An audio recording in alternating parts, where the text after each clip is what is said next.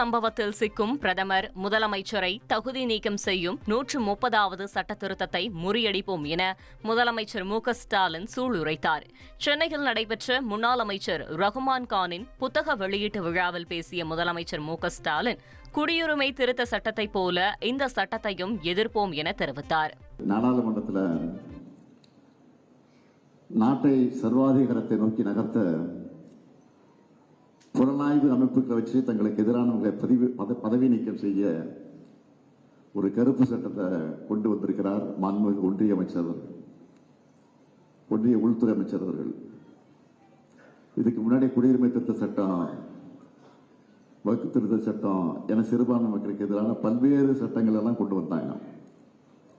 அப்போதெல்லாம் அந்த சட்டங்களை திராவிட முன்னேற்ற கழகத்தின் சார்பில் எப்படி கடுமையாக எதிர்த்தோமோ அதே மாதிரி இந்த கருப்பு சட்டத்தையும் எதிர்ப்போம்.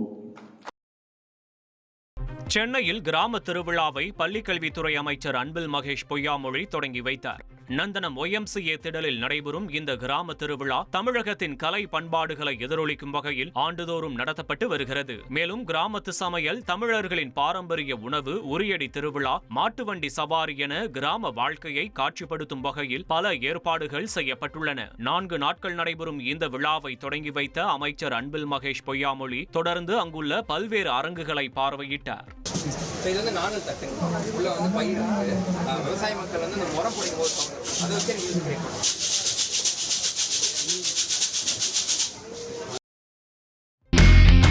இனி செல்லும் இடமெல்லாம் செய்தி. தந்தி டிவியின் வாட்ஸ்அப் சேனலை ஃபாலோ பண்ணினா செல்லருக்கும் இடமெல்லாம் செய்தி. இதோ QR கோட், இப்பவே ஸ்கேன் பண்ணுங்க, ஃபாலோ பண்ணுங்க.